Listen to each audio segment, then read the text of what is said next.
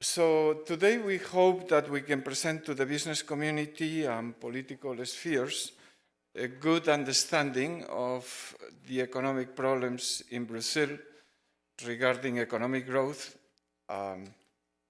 financial stability, and equity. I'm amazed, or we should all be amazed, to have such a lineup of speakers, and I think that they deserve a warm welcome. So welcome to the speakers. Thank you very much. They have come from Brazil, Canada, and the US. And of course, we thank them because they are prestigious people, but are nevertheless willing to contribute to figure out these issues of fundamental importance for Brazil. Well, let me especially mention my thesis advisor, José Scheinkman, and his colleague, Aloisio Araújo, that for 40 years, they've been contributing to economic theory and policy. And of course, they've been drivers of graduate education in economics in Brazil. So, José and Aloisio, thank you very much.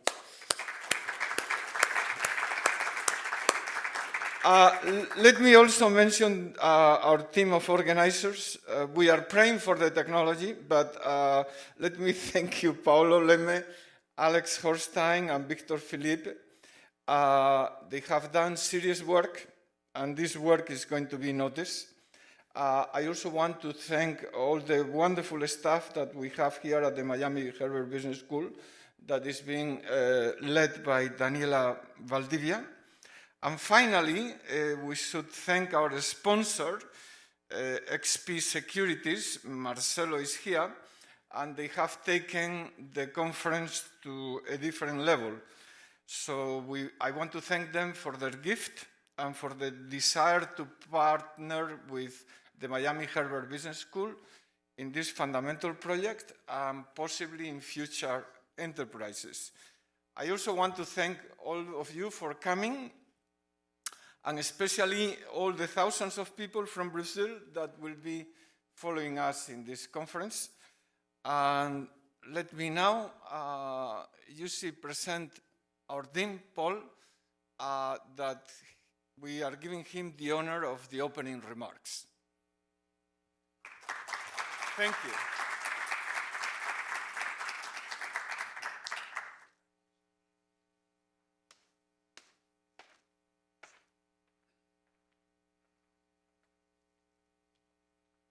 Well, what do we discuss here today?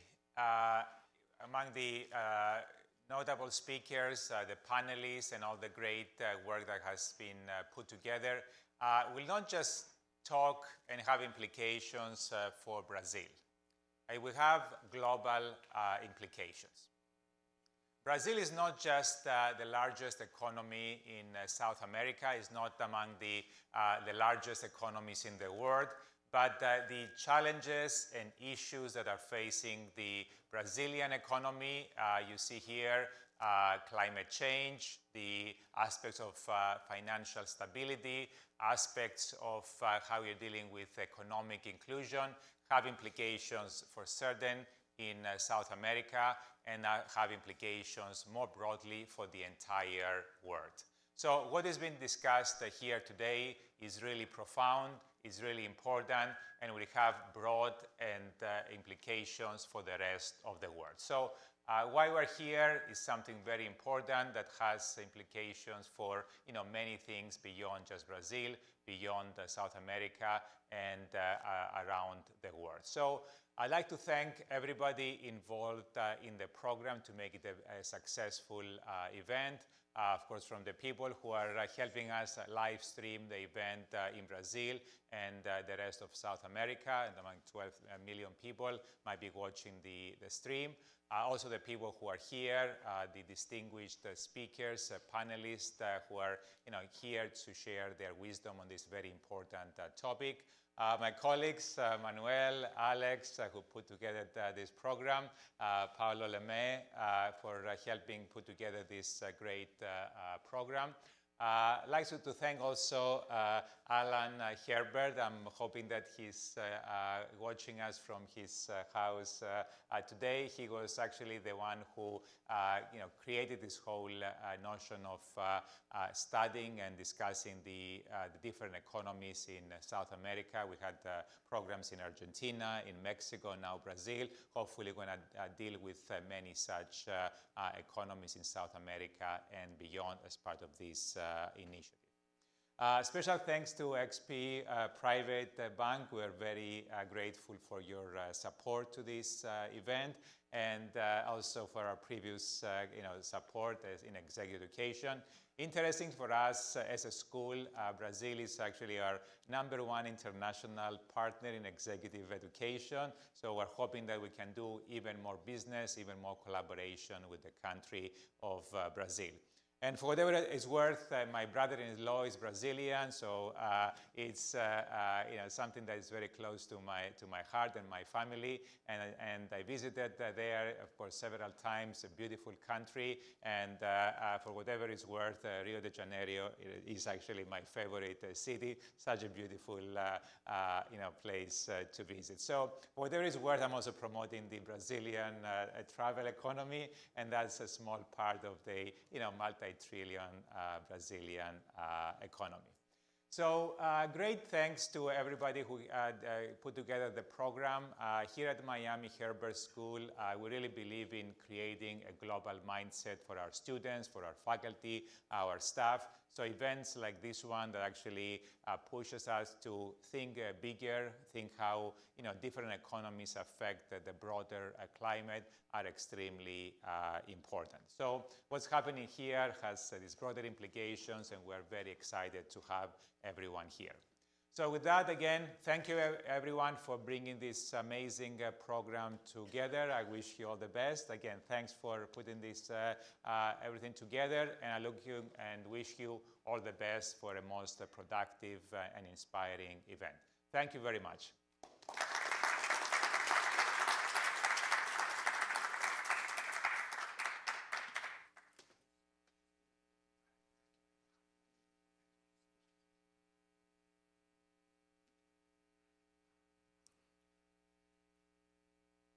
Thank you, Paul. Thank you, Manuel, and everybody. And well, I'm the last introductory talk before we jump onto the content. But I have one slide. There you go. Thank you so much. So, good afternoon, distinguished guests, esteemed colleagues, and dear students.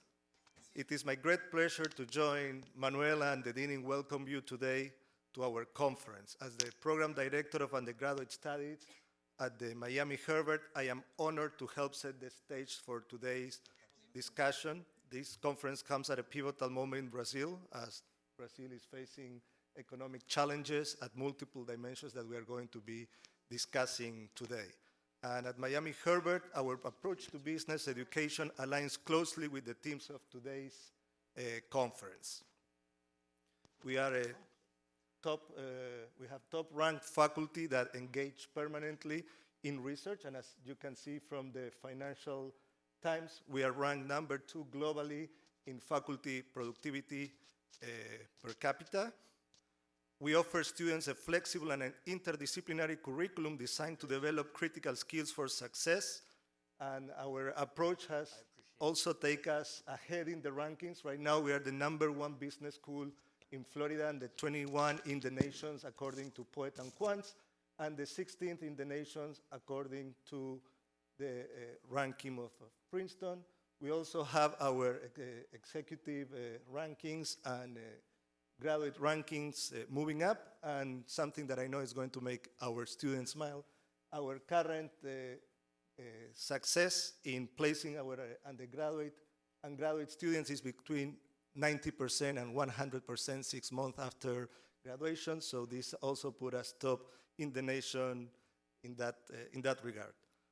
I would like to extend special thanks to all our distinguished participants and speakers for their invaluable contribution, to our sponsor, XP, for their generous gift that make this event possible, And I also want to give a special thanks to our benefactor of the school, Dr. Alan Herbert, that generously support, co-organized, and envisioned this series of conferences. I hope Alan is seeing us today, and we wish you a full and prompt recovery, Alan. Today's conference aims to transform theoretical discussions into practical insights and actionable policy recommendations. We hope that you enjoy our program. So thank you again for joining us, and let us now start with our first keynote address that Manuel is going to introduce. Thank you very much.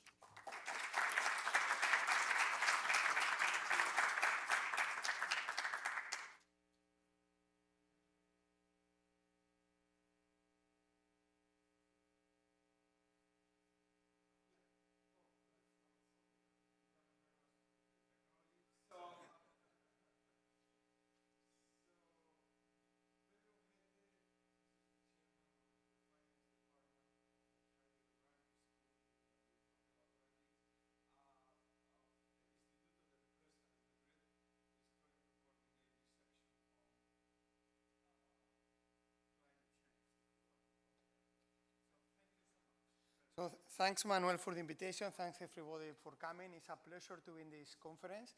I'm based in Madrid. Now we don't say Institute of Empresa, we call it AI because it's a global school. We have a campus also in New York, no? And from Europe, we see Brazil with a lot of interest for several reasons, right? We are following a lot the fintech movement. Some of us even invest in those companies. It's something we are following, a strategic economy in Latin America, but I think there is something that makes it a systemic economy and country for the world, and it's the Amazonia. Okay, because especially if you are working on climate change, you notice we have this theory of what we call the tipping points. These are moments in which the climate of the planet, we have irreversible movements, and it's impossible to prevent the high speed toward global warming, and this depends sometimes on the behavior of some parts of the planet, and the Amazonia is one of them. Okay, it's the largest forest of the world. The data show that because of fires, deforestation, especially the Amazonia in Brazil has been losing a lot of the mass. And this theory of tipping points that sometimes in finance, economics, we think on these like jumps. You jump to a new steady state, a new situation in which basically you cannot come back, and what's going to happen. Everything else we do in the world may be useless if you lose some of these areas. Okay, and I think this makes a very, very, very important discussion like what we are going to have today on Brazil, okay? What's going to happen? And we have two great papers on the Amazonia. First, Tatiana Schor from the Inter-American Development Bank, then José Scheinkman from Colombia. So, Tatiana, the floor is yours. Thank you.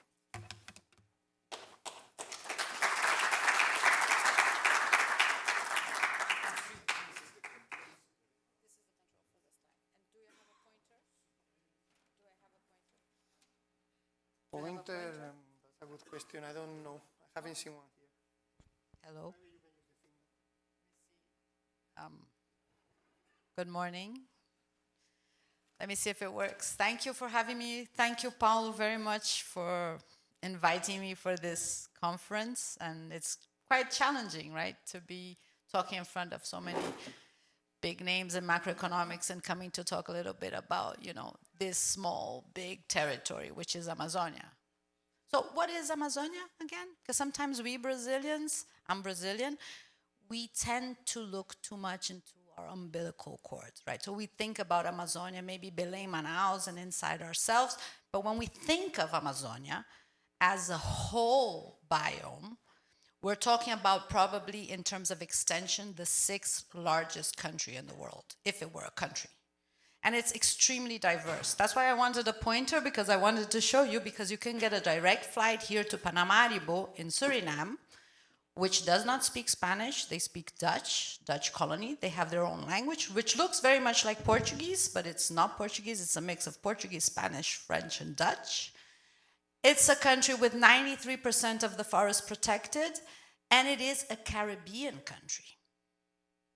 For us in IDB, Suriname and Guyana are 100% Amazonia, including the mud banks, which protect the country from the rising of the oceans, because the mud banks are a reflect of the sediments that come through the Amazon River and protect Suriname. So if we get to Paramaribo, and you will see there Paramaribo in Suriname, we can, from Paramaribo, go by land to Peru and the new port that the Chinese put there in Shanghai.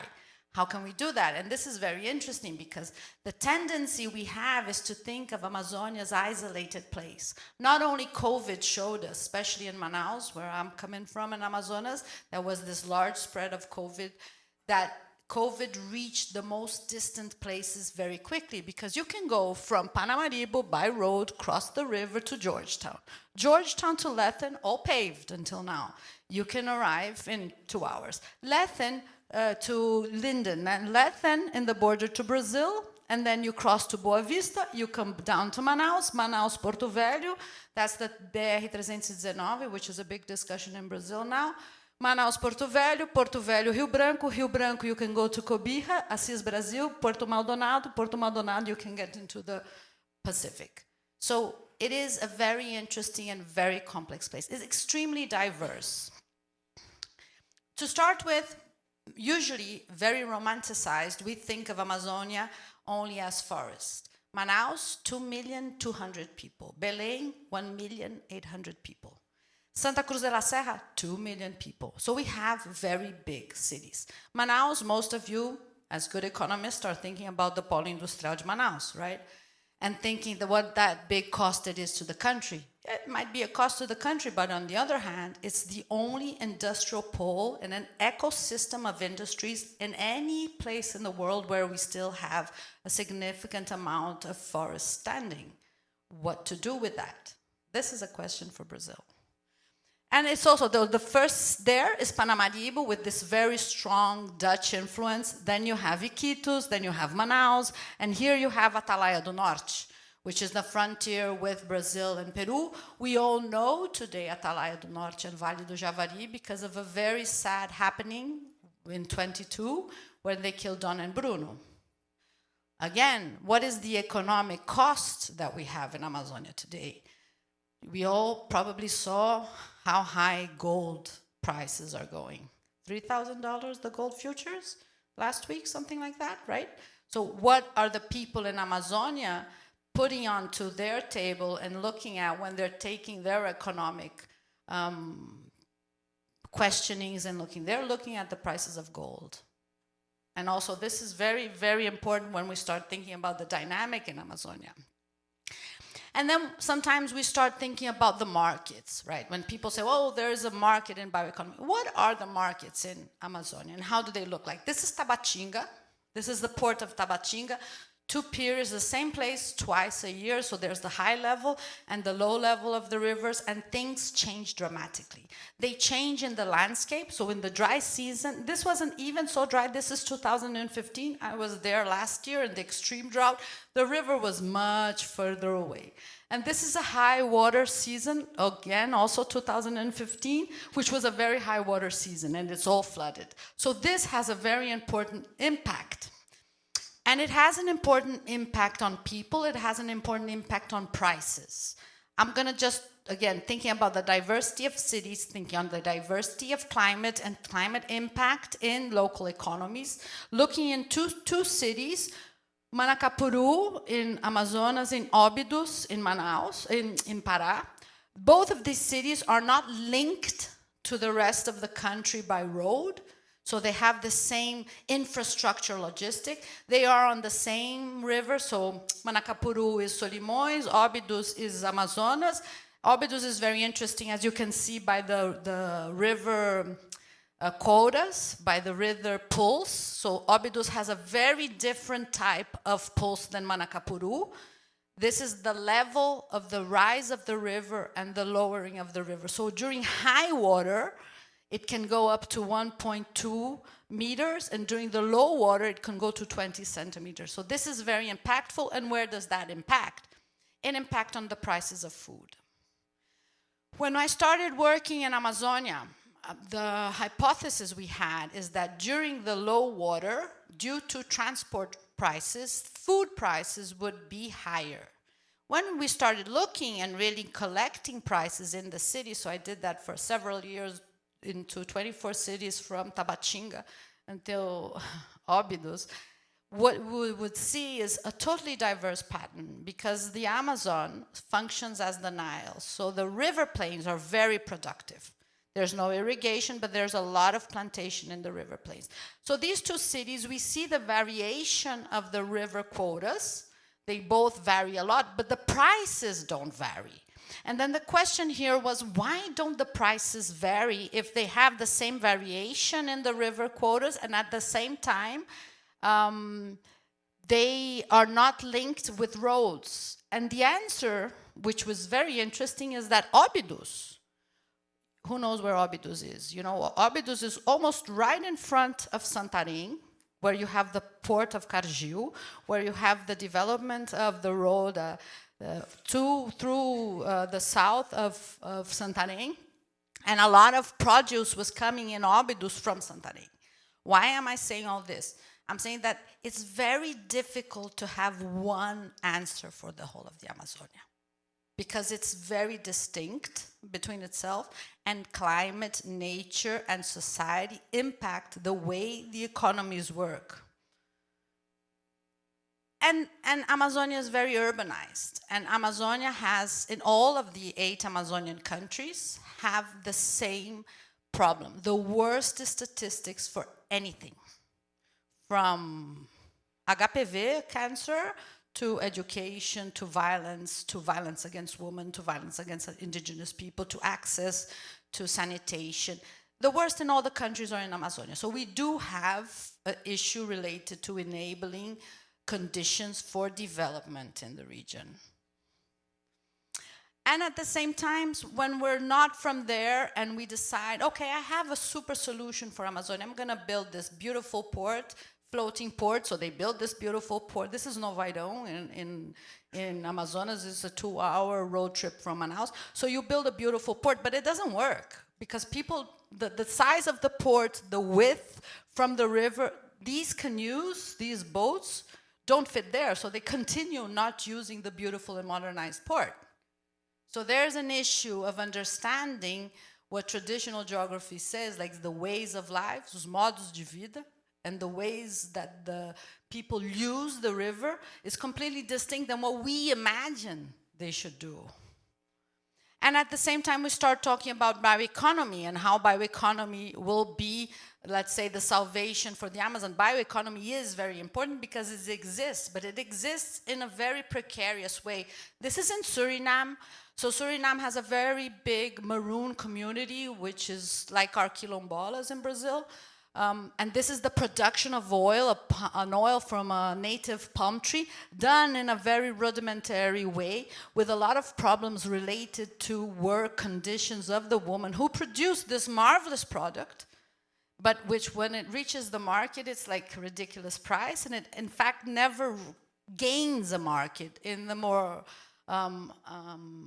broader sense of what market can be. And again, and there's these distinct type of products. This is guayusa tea in Ecuador that only exists in Ecuador. It's very big in Ecuador, but anywhere else in the Amazon or anywhere else in the planet, you don't even know what guayusa is. It's so, how also to understand these different possibilities of products. And again, this is a market. It's a mix of everything, in very bad conditions, in terrible ways, but with products which are very interesting and very rich. Because when we look at these fishes, when we look at these pineapples, these are from nature. So that they're like the wild salmon, you know. So we should also recognize them in a different way than just normal pineapple, which are grown on the farms. So all of this to say, well, how can an MDB, an Inter-American Development Bank, do and work in the Amazon? To start with, territorial perspective. So when we started an IDB and we launched the Amazonian Initiative, the Amazon Forever Regional Coordination Program, the first thing is it's not homogeneous. We have to understand the territory. We have to understand what we're talking about. we have to really look deeply. So the first thing, and this is a funny story because when I arrived in IDB, I said, well, this is a development bank. Where's a map? I'm an economist, but with a geography background, I like maps, you know. And where's a map? There was no maps in IDB. And IDB is a beautiful building, 17,000 works of art, and no maps. So they said, well, we'll give you a map, Tatiana. And they gave me a map. I said, I don't like this map. And then they gave me another map. I said, I don't like this map. Why don't you don't like this map? Oh, they cut Guyana and Suriname by half, or they have roads that don't exist. And so we started, at the end of the day, we built probably today the best collection of maps of the Pan-Amazonian region, because this is also difficult, how to get map layers that talk between the 8 countries. One thing is Brazil. We're very sophisticated in terms of map biomas and all that. The other things is looking into the other countries and looking for data in the other countries, looking for territorially based data in the other countries.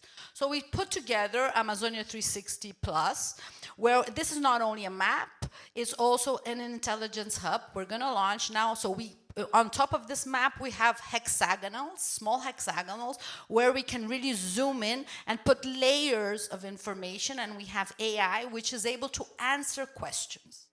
Because this is the new world, right? To be able, as a development bank, define what type of operation I'm going to do in the Amazon with very important local data. And the Amazon, for us in IDB, is structured around 5 pillars. Yes, we do have to combat deforestation and strengthen environmental and security institutions. Bioeconomy is very important, but creative economy is extremely important in the Amazon. If you think that the Ciro de Nazaré puts 2 million people in Belém, and what that does to the local economy, and if you look into the different types of creative economies that we have generating jobs in the cities, this is an interesting place to put our eyes on. Of course, we have to look into people, education, and health. We have to look into the cities and the possibility of building these cities in a much more productive way. We have to think about resilient infrastructure, and we have to look into the forest as an infrastructure and connectivity. And we do have to look very carefully on what generates the GNP of the region, which is agriculture, which is cattle, and which is also the forest and regeneration of forest, and how we can bring this sector into a much more sustainable way. Transversal areas, we cannot talk about Amazonia without the Amazonians, without indigenous groups, without quilombolas, Afro-descendants, traditional populations. And we have to strengthen local institutions. For many years, I worked with the mayors in Amazonia. And the lack of support the local cities have is the basic problem for them to, in fact, be able to reach new founding, better quality money, and attract better quality investments to the region. All of that so that we can start talking about conservation, protection of biodiversity, and climate change. So what we're doing in terms of bioeconomy, we understand that, you know, we're not going to get into the discussion of what is not bioeconomy, but we understand we need a broad ecosystem where we can support activities that take the pressure out of the forest. Taking the pressure out of the forest might mean different things, so we need different mechanisms. So we do need access to finance. So we have to work on the public development banks and the way they loan money to the forest. In Brazil, of course, we work with BASA, with Banco do Brasil, com BNDES, but we're also working with NOB in Suriname. So we're also working, we have a coalition, a green coalition of regional development banks so that they can sit together and start discussing what is the better way to bring better loans into the territory. There's a lot of technical assistance to be done. There's a lot of innovative instruments, such as the Debt for Nature swap. The first territorial debt for nature swap that happened in Ecuador was also under the Amazonia Forever. There's a lot of research that has still to be done in terms of what is the most appropriate a financial mechanism for that territory or for that institution or for that objective that you want to achieve. We do work very closely with indigenous populations, Afro-descendants, and traditional communities. We've been now relaunching the first ever direct implementation grant with CONAC, which is the Quilombola National Organization, so that they can strengthen their efforts in terms of their bioeconomy products. We have direct implementation with COICA, we have direct implementation with CONFENAI, and with IDESEP. And we're looking into having direct implementation projects with the indigenous national level organizations so that they can trigger down and start organizing the indigenous organizations to access finance, because this is one of the big questions put on the table. How much access to finance do these people have? Also, we're looking into startups and how to, bring innovative fintechs adequate to the reality in the Amazon. There's a lot of risk. So one of the discussions we're having is how to de-risk territories. Because if we don't start de-risking territories, it's very difficult to attract other capital than the capital that is there that has to be, moved around a little bit. And of course, this is probably our most strongest role is government support, not only in the national level, which is needed, also in the subnational level, but again, going down to the mayors.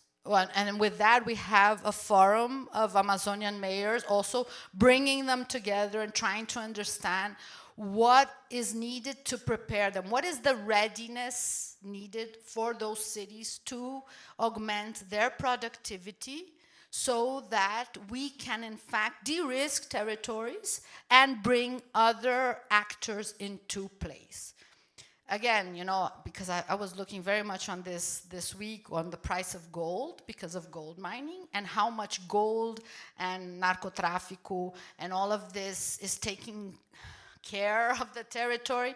And we have a very big issue here is how do we stop recruitment of young men specifically that they will not go, so that they will not go into these illegal and violent economic markets, which are taking over Amazonia. So we do need to look into legal frameworks, public policy, capacity building, skills and education. And we've been working very closely to some interesting bioeconomy networks for Panamazonia. We have a GCF fund for bioeconomy, which is managed by IDB. And in this fund, we support the second level banks, the regional development banks, so that they can give better loans for bioeconomy. At the same time, we have grants which support with technical assistance. But also we're working closely with the Panamazonian Network for Bioeconomy so that we can understand the different sectors and how they're thinking of supporting bioeconomy, and the Bio-Amazonian Network supporting local institutions, which are very strong. So we have Museu Guilde, has 170 years in Belém. We have IMPA, and we have Instituto Mamirauá in Brazil, which produce high quality knowledge on biodiversity and on the uses of biodiversity. And we understand this is like part of the ecosystem we need to create in the Amazon so we can change that big territory.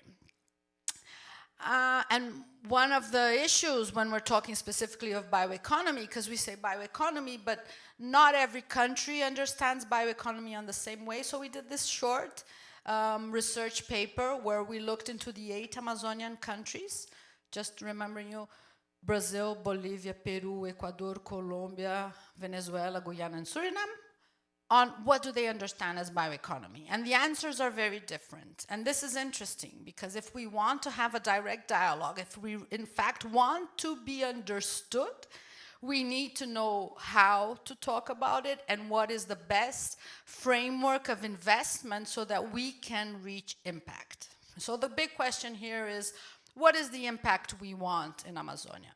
We've defined 3 impacts that we're working on and we're looking for alliance. One is by 2050, net negative deforestation, because net zero is not enough. We know that. Net zero is not enough. We have to get to net zero, but we have to get to net negative deforestation. We need more forests. And that's a discussion that will be the following panelist is going to do. What do we mean, and what is the cost, and what are we talking about when we're talking about reforestation? So we're looking into net negative deforestation by 2050. We also have to have a better impact of the data on bioeconomy, sustainable agriculture, and regenerative cattle in the GNPs, in their local GNPs. You know, my former boss, he used to, everything I did, he would ask me, how much does that impact the GNP? Quanto impacta o PIB? Quero saber quanto impacta o PIB. And I said, I don't know how much it impacts the PIB. He said, you have to know, because if we don't have that number impacting there, we will never change it. And he's right. So there's a lot to be done. There's all the budgetary classification. There's a taxonomy to be brought forward. There's a recognition of what is produced. There's the scaling up. There's aggregation of value. But we need to think on impact of the GNP in the region by 2050. So we're looking to 30%. Now it's 0.6% of the GNP in Pará is related to bioeconomy. We want that to get into 30% by 2050. That's a big job. And we have to eradicate poverty.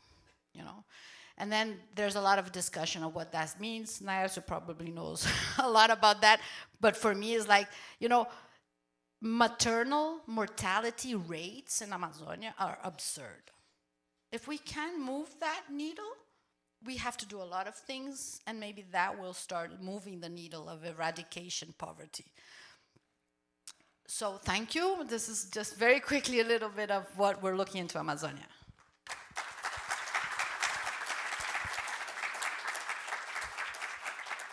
Maybe let's have José now presenting, and then we open the floor to questions, all the two papers together.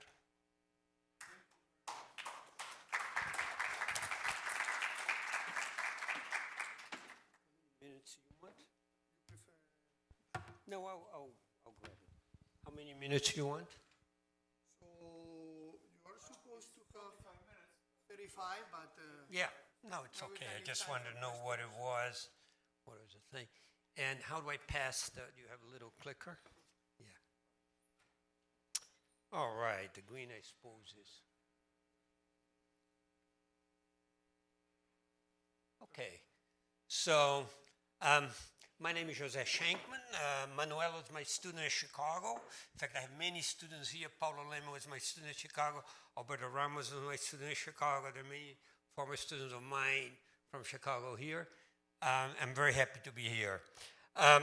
So what I'm going to talk to today is about the role of, you know, the effects of emission prices on biomass and biodiversity in the Amazon.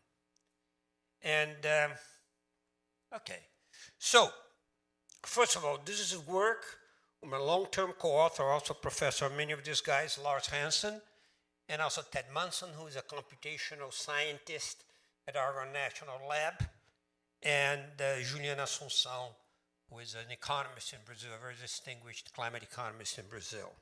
So what's the idea here?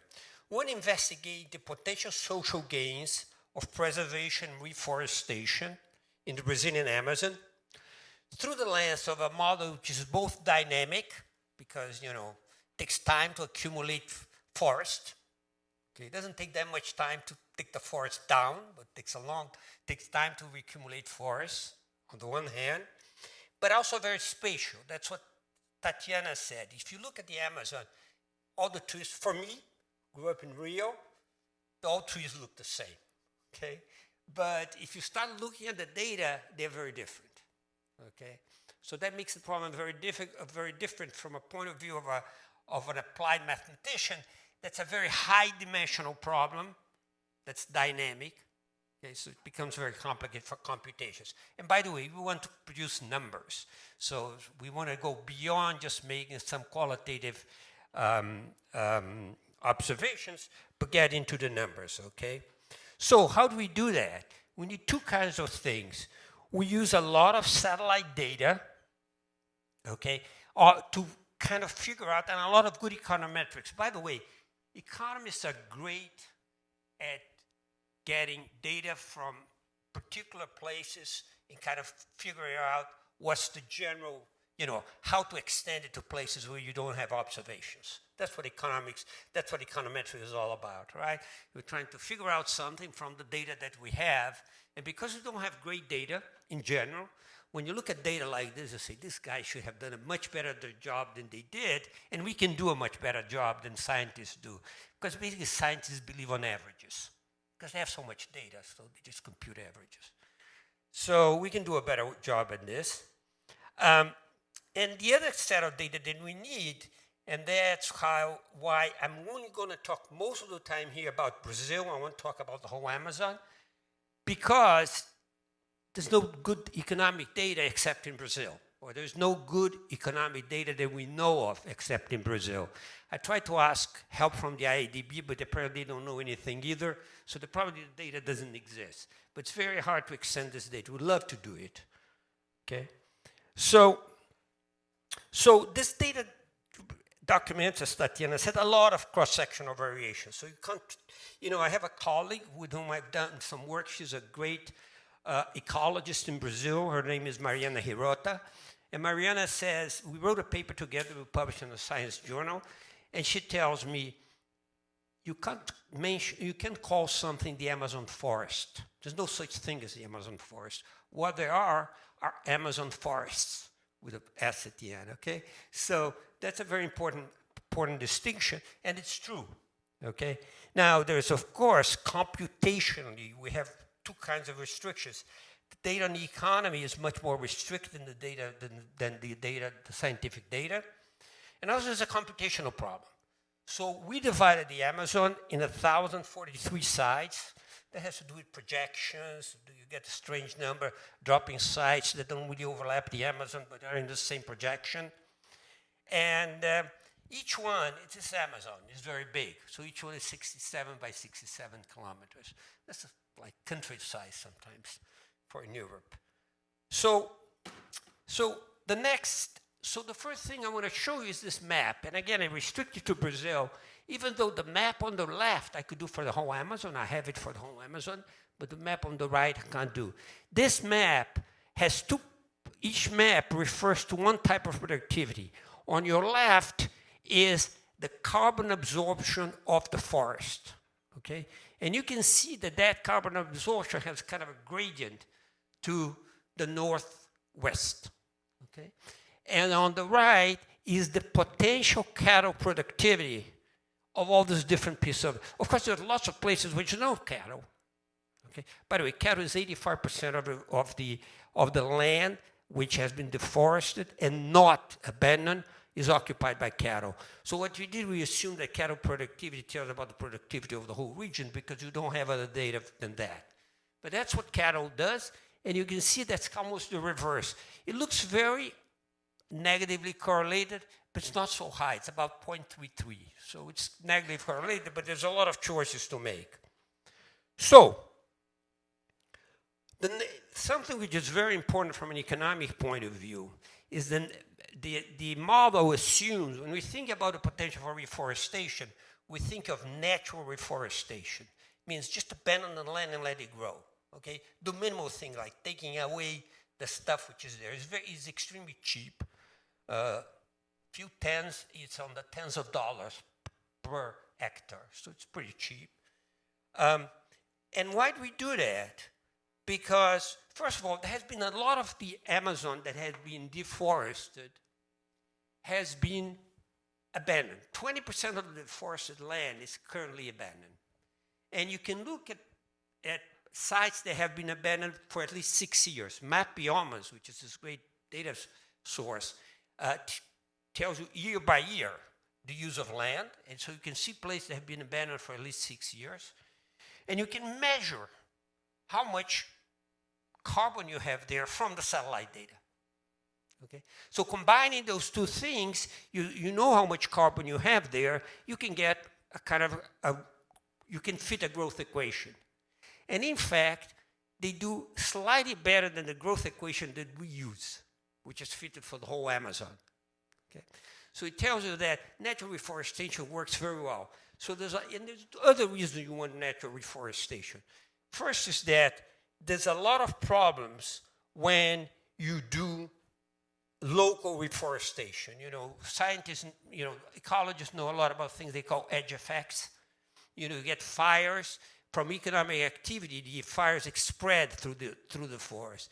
So the only way you can think about reforestation in Brazil, or reforestation in the Amazon in general, is to do very large areas. If you don't do very large areas, you're going to be very inefficient. Okay, so that's one of the reasons. And you can't do very large areas by planting each tree. You know, you're never going to do this. Okay, that's not going to work. Now, in the model, we account for something economists call deep uncertainty, which is a mathematical concept. My colleague Lars Hansen has done a lot of work on this stuff. And it is important. I'm not going to show you any results with this. It's a lot of math, but also you can get concrete results. But the interesting thing about it is that in the presence of deep uncertainty, the results we get are even stronger, which means that we want to, and what are these results? And I'll mention them in a moment, but in fact, it just makes it stronger, okay? So, the other thing is our approach. You know, if you look at the history of the Brazilian Amazon, and it probably is true in most countries, by the way, no country has destroyed their forests as percentage-wise as Brazil by a far margin, okay? Brazil is much worse than all our neighbors in the Amazon.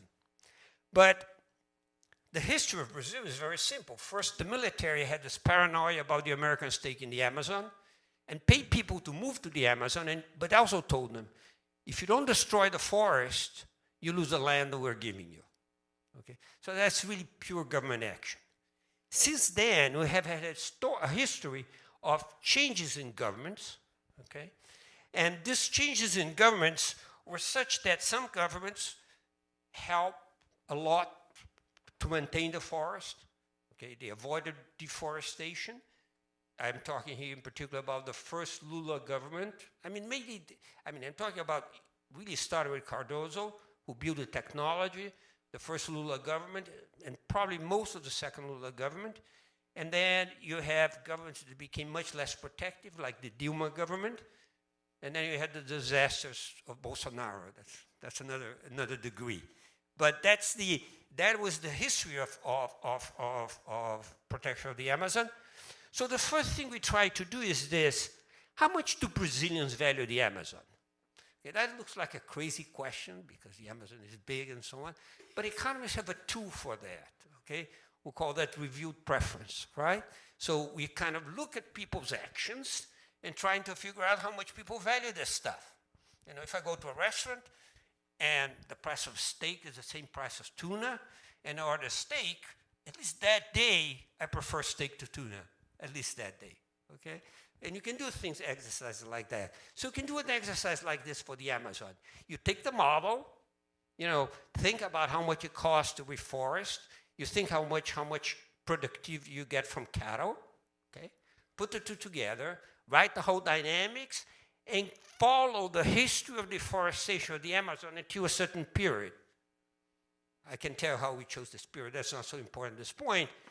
And then you figure out how much Brazilians value the Amazon. Now, of course, the valuation of the Amazon doesn't mean an amount of price of carbon yet.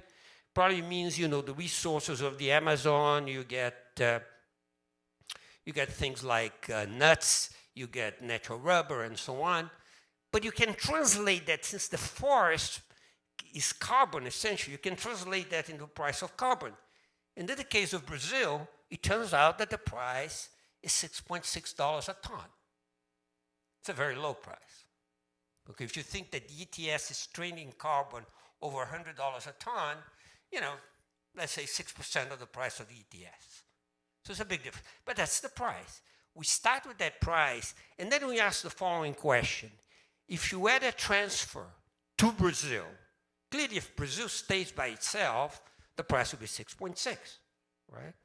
Or you can ask, if you had a transfer, okay, of B dollars, B could be $5 per ton, $10 per ton. Today I'll show you the results with $25 a ton. which is still extremely low in terms of transfers. I'll tell you how much that costs and so on to the world. But if Brazil gets paid for that amount per ton of carbon, of CO2, really, we translate carbon into CO2, that's just chemistry. There's nothing to do with just multiplication. So we're talking about CO2. Per ton of CO2 is paid to Brazil X dollars. What would be Brazil's optimal trajectory? What should Brazil do? And the answers are the following, okay? So I give you two cases so you guys can show. The red line is how much deforestation. So what this line is on the vertical axis is the amount of the forest which is deforested, okay? So the red line means business as usual.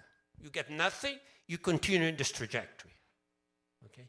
If that happens, as was mentioned, I think it was Pedro that mentioned, Brazil will be in a trajectory which would threaten a tipping point. Whether the tipping point is going to be global, as some scientists believe, or the most modern view, which is actually associated in the name of our co-author Marina Hirota in other work, not in this paper, Marina is our co-author, is that we're going to have parts in the Amazon who are going to flip. So parts of the Amazon is going to become a savanna, and part of the Amazon is going to continue to be a forest, okay? There's a recent, a year-old paper published in Nature by Marina Hirota and her co-authors, which kind of measures that very well. That's the red line. And what's happening in the blue line? Well, in the blue line is what Brazil will do at $25 a ton. You basically reforest the whole thing, okay? Now, let me give you an intuition why that's true, okay? This is true for one simple reason. Cattle and agriculture in the Amazon is very unproductive, okay? If you look at the population of workers in the Amazon, okay, they make, on average, about 80% of the Brazilian minimum wage, which is now about $300 a month. So you take 80% of that, about $250 a month. And they're in their vast majority, close to 90% informal. Of course, if you're paid less than the minimum wage, you have to be informal. So that's even by Brazilian standard, even by the northern region standards of Brazil, northern region part of Brazil, okay, that's very poor, is a very poor performance, okay? So it's cheap. It's cheap to replace cattle raising in the Amazon, okay? By the way, in our computation for the losses, because we don't have any numbers for value added, we consider that sales is all value added. So probably exaggerating the value of cattle, but that's enough, because it's $25 is an extremely low price. Now, there's another paper that I've done. I won't talk a lot about it, but I bet many people here know Sebastião Salgado's work. In Sebastião Salgado, you see these clouds in the Amazon. And what those clouds are doing is that they're transmitting water from rain in one spot to rain in southwestern direction. It's not a deterministic thing, but it's always in the southwestern direction. It's a mixture of the Coriolis effect with the rotation of the Earth, or the Coriolis effect and the heat gradient. So we know that, I'm not considering that here, but if you damage an area of the Amazon, on average, you produce in the rest of the Amazon an equivalent damage. So it's like you're doubling the effect of deforestation or deterioration of the Amazon. So,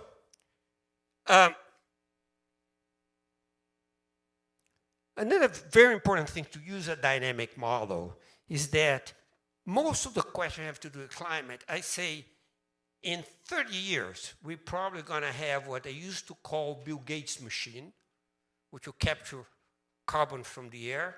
Now, of course, research in the United States is probably going to be in trouble, so now I've decided to call it the Jack Ma machine. The Chinese will do it. But the Jack Ma machine will solve all the climate problems. You know, you're going to capture CO2 from the earth, from the air, and then you're done, okay? Right now, that's a dream, of course. That's not going to happen, right? Now, if you move at 25, if you compare the red line with the blue line, I can go back and show you. In the red trajectory, you're emitting 16 gigatons of carbon, of CO2. in the next 30 years. Okay? In the blue line, you're capturing 18. So the delta for this is 34 gigatons, right? So you go from emitting 16 to capturing 18, you're getting 34 gigatons. So think about what the budget is for 1.5 degrees centigrade. That is what scientists think would give a 50% probability. If you stay below that, we have a 50% chance of staying below 1.5 degrees, right? That's what that budget means. That's about 250 gigatons. So we're talking about between 10 and 15% increase in the budget. It's an enormous amount. And that's all in the next 30 years, where in present trajectories, we're probably going to breach that limit. Now, remember, Brazil's only paid for capture. So he's only been paid for 18 gigatons. There's a change in 34 gigatons. That's because Brazil should not deforest, because it's very expensive to deforest now, given you're being paid net, right? So, in fact, the actual cost for the rest of the world is about $10 a ton. That's about the cheapest carbon you can find in the world. You know, there's nothing like that. Just to give you an idea, carbon capture, the only other type of carbon capture storage besides tropical forest that you can do is what's called CCS, carbon capture and storage. It's done at the well. So in many fracking places, if they are very concentrated, for instance, Australia has a very big project for gas on this. The United States is the largest one. Okay? Now, that kind of carbon capture and storage is the cost is way over $100. That's compare 100 with 10. So that's the kind of comparison we have to do. So as I said, that's all the low productivity. So the bottom line is, with modest prices for CO2, the Brazilian Amazon would produce notable CO2 capture. That's our bottom line. Okay, now let's talk a little bit about biodiversity. You know, everybody talks about the bioeconomy in the Amazon. That's very, very important. And now that's Pan-Amazonia, because for the Amazon, you can measure biodiversity everywhere. You don't need economics, because in any case, we have no economics for biodiversity. That's one of our big problems. We don't have a price for biodiversity. We know it's important, but we don't know how much it's worth and how to count it. Okay? And I'll tell a little bit of the problems, but a little bit, let me start with some data. This is biodiversity per hectare, okay, in regions of the Amazon. And you see it varies a lot. Again, there's a lot of heterogeneity. The highest potential biodiversity are in portions of the Western Amazon. Those are the darker colors. And in the Guyane, which is France, which I don't think the IEDB covers. I would be curious about that. That's France. Okay? They're very biodiverse. And the lowest potential portions are in Guyana, in the southern Amazon, and the upper Rio Negro. Okay, that has to do with soil and many complicated things, but that's the way it is. By the way, I know nothing about biodiversity. I never owned an animal. I don't really like animals except humans. But the fact of the matter is, I'm only talking about tree biodiversity, which I know even less. But it's okay, because that's the only thing you can really measure. You know, measuring biodiversity on animals is super complicated. Okay, so that's biodiversity per hectare. Now, the bad news, so this you can do very well. This comes from, okay, papers by Ter Stegen and her co-authors. Did I change? Yes. Okay, so I think I went twice. Okay, now here it is. Okay, so one of the problems with biodiversity is a lot of different measures. And nobody knows what's the right one. So this one that I was showing you, which is the easiest one to do, is count species. Okay? But counting species is probably very important, but it's something that it's not the whole story, perhaps not even much of the story. Okay? So just to give you an idea, you must have heard numbers like that. Apparently the Amazon has 15,000 plus species. If I have time, I tell you how they come up with this number, which is a little crazy, but it's probably close to that. I'm not saying that's, you know, but the way they come to it is kind of crazy. Now, of these 50,000 species, if you take a random area in the Amazon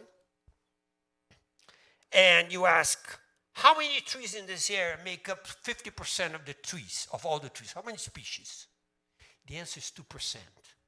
So the story of the Amazon is that there's a few species, let's assume the 15,000 is right, 300 species, that make 50% of the Amazon. The rest is there playing very different roles. And that's a very important lesson that tells you you shouldn't just count stuff. But it's hard to do otherwise. There's some other measures. If we had time, I'll go through it. Now, the next problem, which is super important, is aggregation. You start with species per hectare, and then you ask, how many species are in 10 hectares? It's not 10 times what you see per hectare, because there's a lot of overlap. So that's a node problem. The scientists came up, there's a guy named Arrhenius, who I don't even know who he was. He was a statistician, by the way, I know that much. In 1921, he came up with a formula. And that formula works pretty well, okay? Now, nobody knows the scale at which that formula works, because nobody can count all the species for the whole Amazon. What scientists do is they take small areas, 1 hectare areas, and send a guy with a map, or girl with a map. They go around, I'm using guy generically. So he or she goes around, matches all the different species to put X's on all the species they find. And then they say, oh, I counted in an hectare 300 species. That's the number, okay? Now, somebody else goes to another area. So the papers on species count have 100 authors, okay? Because they all walk to another different areas, okay?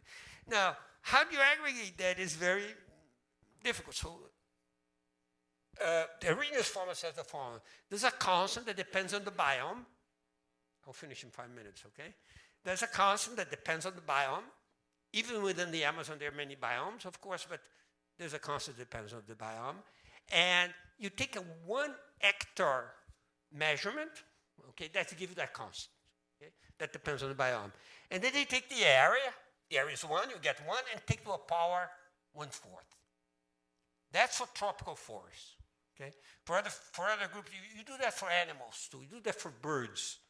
It's funny that the numbers are never that different from 1/4, but you see papers like this on all those different questions, okay?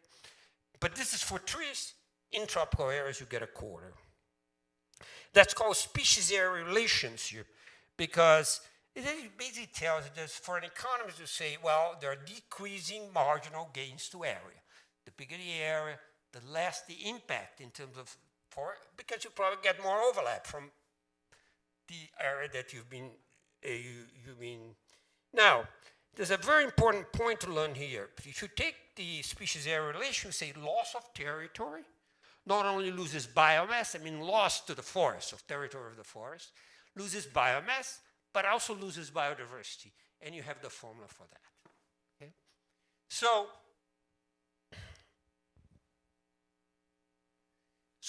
this is an important point. I mean, that preservation of tree biodiversity on tropical forests requires preservation of territory. It's not like saving the blue arara, okay? If you want to save the blue arara, maybe you say, well, what is the arara? What trees do the arara? I don't even know if there is a blue arara, by the way. There is one, right? Good. I got a good example. So you have a blue arara. You see the trees that the blue arara eats at, and you say, let's preserve these trees. That's not how it's worked for biodiversity of trees. It's a very complex system, and all you can do is save the territory, okay? But here's an interesting fact, is that you can use, first of all, the other thing is that what about natural reforestation? So not only natural reforestation works very well for biomass, you get about, for the species count, and I'll tell you this for a moment, for the species count, you get 90% of the natural species counts in 30 years. Okay, so that's pretty good.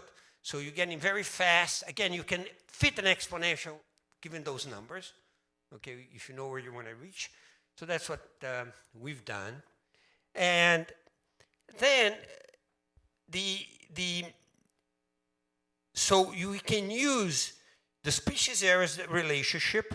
So if you think those are big territories of 67 kilometers by 67 kilometers, you can calculate how much biodiversity those big territories are going to lose if you continue in business as usual, or how much you're going to gain back if you reforest, okay? And here are the numbers that you get. You're going to lose 17% of biodiversity, okay, if you continue business as usual, but you gain, on the contrary, if you at B equal $25 of transfer, the upper trajectory gain 6% of biodiversity in the next 30 years. Now, I should tell those the numbers are very skewed. So these numbers, the average numbers don't tell the whole story, because when you're deforesting, you're typically deforesting large areas. So those numbers will be skewed, but that's something about the averages. And let me finish for mention kind of a fascinating fact. Okay, so we know that if you lose biomass, you're going to lose biodiversity, right? But does that biodiversity matter? Of course it matters as biodiversity, but does it have an external effect? So suppose you take an area of the Amazon, okay, and you cut some trees, you deforest a piece, okay, you lost the biodiversity that was there, right? It's no longer there. Of course, this is an aggregation problem for the whole area, but we can compute that, how much you lose in the whole area. And then you can ask yourself, what happens to biodiversity in the remaining area? Okay, you capitalist, suppose you cut 30%, you have 70% left. What happens to biodiversity there? Okay, you can calculate. And then you can ask, what happens with biomass in that area that you preserved? Okay, the fact of the matter is we know that that area also loses biomass. And the theory behind it, you know, it's an empirical fact, but the theory behind it is that, you know, if you have more remember you lost biodiversity, and because you lost biodiversity, you have less efficient use of the resources in that area. So, because in the Amazon, a lot of the secret of tropical forests, in fact, is that the species share the resources in a very efficient way. So when you take some of the species out, you're going to have less of that. So you can kind of compute, and this is the last number I'm going to give you. You had the Amazon, and the Amazon was deforested in part, and you lost, you know, the history of the Amazon has some deforestation. You lost some biodiversity, and only from this loss of biodiversity, okay, that happened in the past, you're going to have additional loss of biomass. Okay, the paper has the numbers and so on for you guys. So let me finish by making a comment, which is, I think it's quite important. I don't even need slides for that, which is the following. We have a lot of dispersion on carbon prices around the world. So if you take Europe, for instance, you're getting prices that exceed $100. The World Bank produces a table for all those prices for you if you want to look at it. And then you have a lot of places in the $40, $50 range. You have places in the $20 range. You have places in the $10 range. You have a lot of dispersion.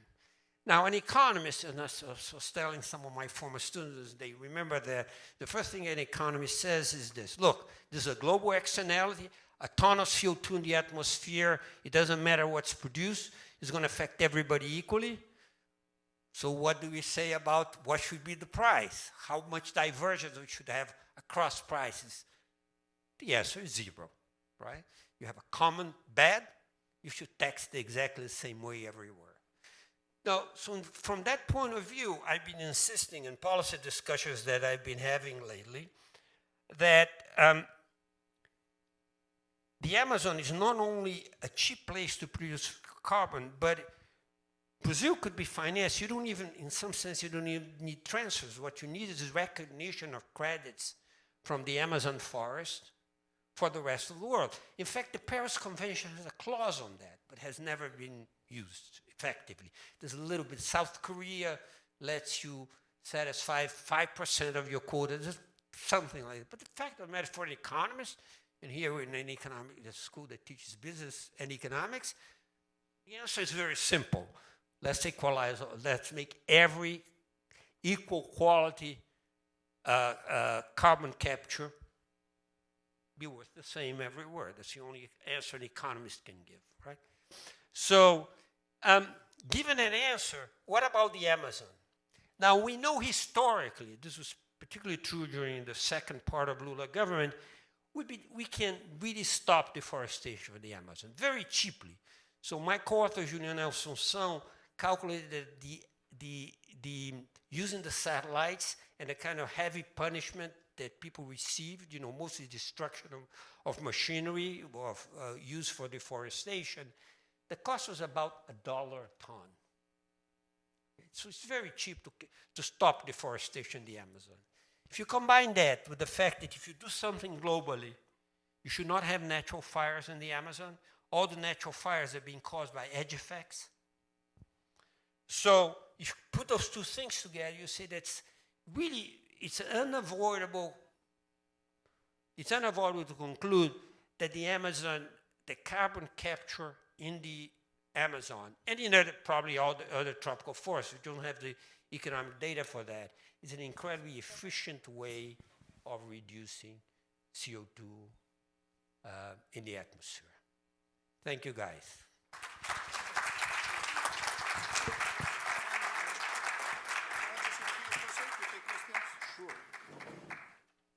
So now we can open the floor for questions. People who have questions. Questions from the audience? Polo?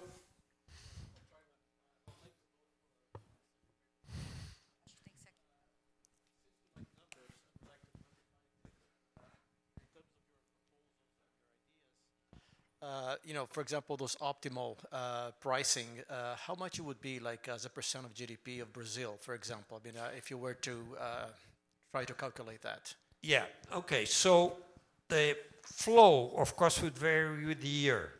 And one interesting thing, and there's an interesting point about what you do as the forest matures, because mature forests don't capture, you know, it's an equilibrium system, okay? You get zero capture. But in Brazil, the flows will reach as much as $20 billion a year for many years. So it's a lot of money that flow to Brazil. I mean, $20 billion is not enormous by the Brazilian economy, you know, but it's pretty big for Brazil's economy. So it is a flow that could really finance a lot of stuff, you know, for $20 billion a year. And that will go for many years. Then eventually, you know, the way that carbon capture works is that in the beginning, you know, there's kind of a cost of transforming into forest. It's small, but it's there. There are resources that have to be used. So in the beginning, you're kind of growing faster, and then you get to a point in which trees are capturing a lot of carbon, okay, all the aggregate tree cover, and that's what you get, a $20 billion a year kind of flow. The total, I have it here, the net for Brazil will be about, net gain in 30 years, the present value will be about $250 billion. That is discounting the value of cattle. So it's not enormous for an economy like Brazil, but for the Amazon, you have to understand that those resources are really Amazonian resources, it's not São Paulo resources, right? So for the Amazon, that's worth a lot. Well, I have a question, actually two questions. The first one to Tatiana is, you were talking about, you see, social impact and social indicators, you see, like life expectancy. The question is, how are those social indicators evolving over time? I mean, is there any progress at all, or they are stable over the years? And the second question to José is, you were making your calculations, and I was thinking that deforestation over time, the emissions may be reduced because you see they use better techniques and so forth. Do you have an idea, or you computed in using your computations net and gross and whatever, that all was no technological change? I mean, I was curious about that. I'll get to that, yeah. Tatiana. Yeah. It's a difficult question because it varies a lot from place to place, social group from social group. But I think what is important and what has called a lot the attention in the recent years is how much the indicators for violence and homicides have grown in the Amazon region. And that has a direct indicator in expectancy of life, et cetera, et cetera. So today in Brazil and probably in the world, the worst indicators for homicide, violent homicides per capita, per population are like Amapá, Manaus, and there it goes. So there's the climate tipping point, but there's a social tipping point, very strongly related to the social questions happening in the Amazon, where the climate tipping point will impact probably very drastically. To answer your question, Manuel, first of all, if you think of deforestation and reforestation, those are laws of physics. So I don't see any technical progress there. Trees are not going to grow faster or larger or taller. I'm saying that, well, cutting down the trees, I mean, in our calculations there, you've seen cycles. You had worse periods and better periods. Maybe it's true that Brazilians in the future would value the forest more than they may value now. That's a possibility. You just don't see that in the data. That is, you see periods, the Bolsonaro period just finished, and if you look at, were to do, I didn't do, but I'm absolutely sure, if you were to do a calculation how much the forest was valued during that period, it's probably, you get a lower number than any past period equivalent 4 years, So, those things are hard to tell. It's a social question. I want to add something what Tatiana says, what I think is super important. Lack of enforcement in Brazil is a very serious problem. Lack of law enforcement in Brazil is a very serious problem. In the Amazon is even worse. That's number one. And the second thing that she mentioned that I think is very important, I'm doing some work with Juliana Assunção, who is our co-author here, and my former student Ed Glazer, who was a colleague of some of you, on trying to understand why are Amazonian cities so bad. So let me give you a preliminary thing we know. If you're a person and you move to the Amazon for certain periods of time, a Brazilian moves, I suppose, it doesn't matter where, from outside the Amazonian region or from outside the Manaus region is enough, to the Manaus region, and work in this region for a while, and you get back and compare with the person who didn't move there, the wage of the person that moved into the Amazon after he or she moves out is lower, much lower than somebody who stayed out. So going to the Amazon is really bad for your human capital formation. And that's an amazing number, because typically most cities benefit. But going to Manaus is bad for you, and that's a remarkable number. This is preliminary. We're still kind of cleaning the data and so on. But this result holds. It's truly an extraordinary result because it tells you that people are like, they go to this place and somewhat they unlearn stuff. So what you do know, and I don't know, Ed knows that from his other work, is that if you look at Manaus, the typical worker, low-skilled worker in the Amazon has little contact with a high-skilled worker. And Ed's work shows that this is where low-skilled, that's where people improve their skills, mostly as in contact with high-skilled workers. And in the Amazon, it's not that there are no high-skilled workers, but they seem to be much more segregated than the low-skilled workers. I'm talking about Manaus. I'm not talking about the whole Amazon. So there's a lot of problem. The cities that are, we don't understand why is it that Manaus is such a bad place to gain human capital. It's just a fact. No, I thought you were going to answer on terms of health, because I'm an example. I moved from São Paulo to Manaus, 25 years in Manaus. I have now in my blood 2 times more mercury than I should, expected by the World Health. And it's a lot. That's living in Manaus. Let me actually explain that. Yeah, we didn't think about that, by the way. But but there is a segregation. The Zona Franca de Manaus is a very segregated area in terms of work. The people that work, even in Zona Franca industries, the low-skilled people are doing one thing. High-skilled people are probably in São Paulo, but they are sometime there too, and it's a different world. And this is very bad in terms of human capital formation and so on. Well, thank you. Two very fascinating presentations. This is a question for Professor Scheinkman, but Tatiana may have, some thoughts on it as well. I was struck by your observation that 20% of the deforested land was never used. And was abandoned, not never used. Abandoned. No longer used. Well, that was part of the question. Was it was never used? Was deforested and never used at all, No. or was used for a while and then eventually abandoned? Yeah.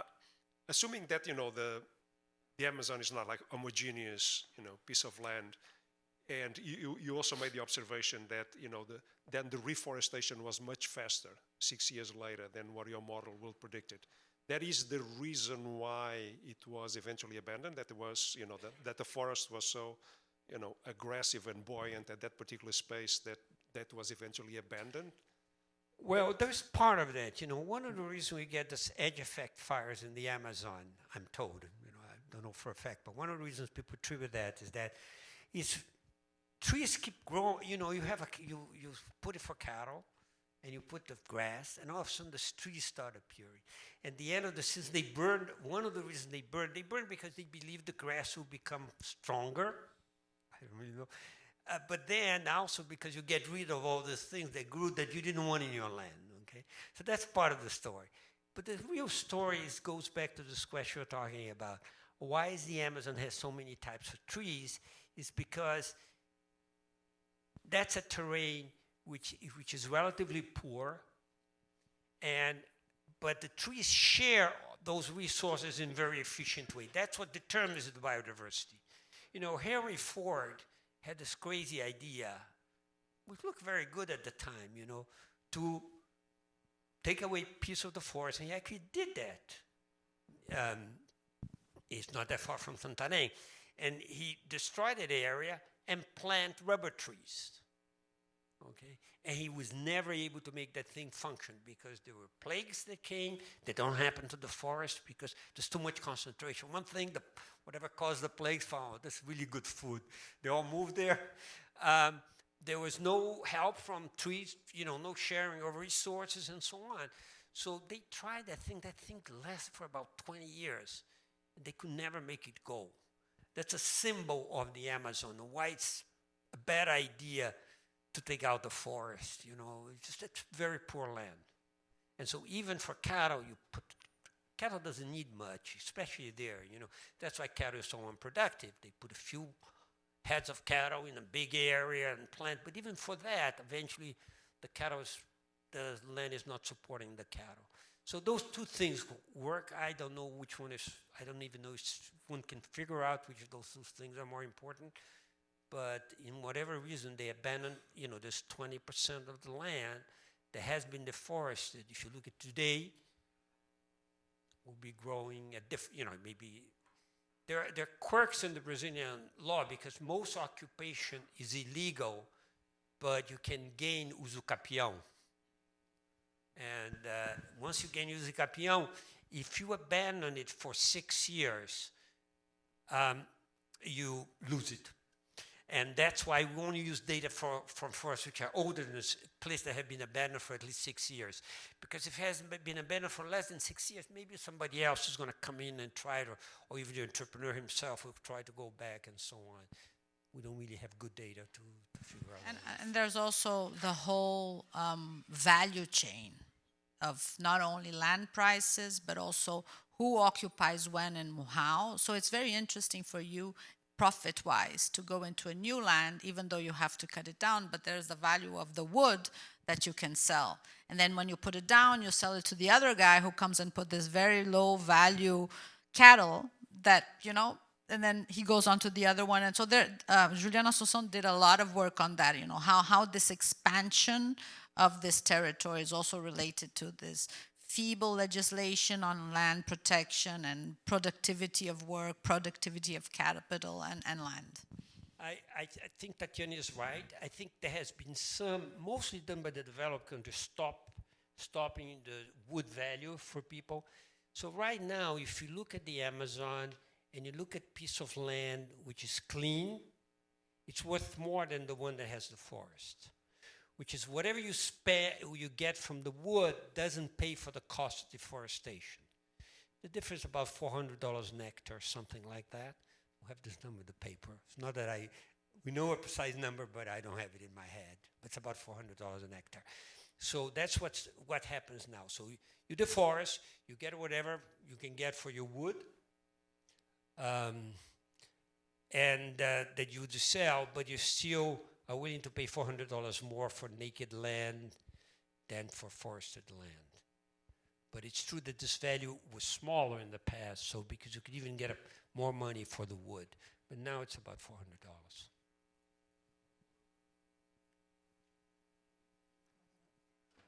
Thank you, Alex. No, I enjoyed very much the presentation. My question has to do with, clearly Amazonia is the lungs of the planet, right? Very well known. It's a global public good issue. There's an arbitrage in terms of the CO2 price, right? And I think the main challenge, it seems, given Professor Scheinkman's comments, of course, is the agency aspect, I think, right? The historical role of government in terms of, the deforestation. So pushing that into the present, the question I have is, where do you think we are at today in terms of resolving or sort of nesting the agency aspect or the challenges emanating from the agency aspect within the current institutional structure in Brazil and globally, right? Because you have China having, massive health issues. So I'm sure the world would willingly fund for many, programs that can be engineered, such as the one you proposed. So, but I think the challenge they would face is what ensures that it can be implemented, given these hurdles on the agency side. So if you can elaborate further on it, that would be of interest. I think the answer to that lies in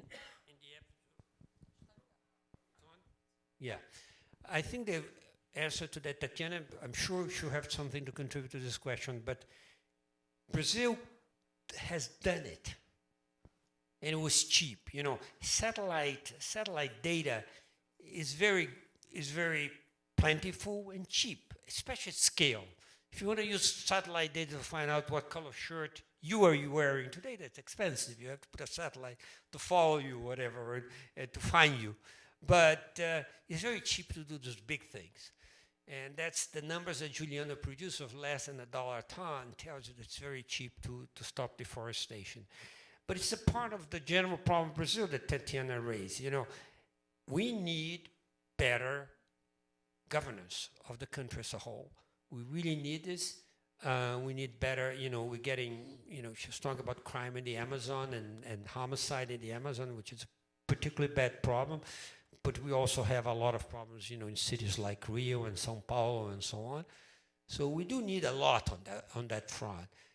But I think that's another thing. I think this $20 billion a year or discounted value of $200-something billion could help us.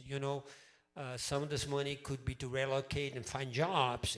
Everything is counted here. You could pay the people that work in the Amazon, in the cattle industry, in agriculture, all from those sources. That's all accounted for, okay? So there's $250 billion are net of that. But of course, people just don't want to get paid. They want to have occupations. So there are ways you can spend money to get those things done. But it's feasible. It does take political will. My view is this. You're getting $20 billion a year, 2 years from now, we have an election, right? And let's suppose you get elected, the person who really doesn't like the forest, okay? But whoever is that person who thinks, $20 billion, you want to give this up? You're making it expensive. You're making this whole thing works by generating a big opportunity cost for Brazil for deforestation. You can come out, you get 500 tons in the typical hectare in the Amazon. Multiply 500 tons, so it's $12,500 per hectare. There's no way Amazonian land can sell for that kind of price, and that's the point. Just simple economics. So we are getting over time. If you want, We are going to do a conclusion with Tatiana. Very quickly, two things. Looking into the future, you know, I know when we talk about carbon, it's very abstract to normal people. But one thing he said, and we're starting to look at it, are the flying rivers. That's not abstract. When we stop having the flying rivers produced by the Amazon impacting agriculture in Uruguay, Argentina, Paraguay, and south of Brazil, we're going to have people understanding the price of putting down the forest. Hopefully, we will have prices for that in the near future. And the second thing, which is very interesting, is a study done by the World Bank, which is Macroeconomic Memorandum. And it answers a lot the question you talked about, what it is, Manaus, now the low productivity of work in Manaus. And that has a very strong consequences on the deforestation and the conservation of the forest. So if we don't look into the cities, Brazil as a whole, because we will not understand the Amazon if we don't understand what's happening in São Paulo. The same problem in São Paulo. The productivity, as taxas de produtividade of Brazil, we've never really managed to turn them up again. So that has a direct consequence when we're talking about the Amazon. So the two things. So let's thank a lot Tatiana and José, a great session. We have now a 15 minutes break and we are back for the next session. Thank you very much. It was fantastic.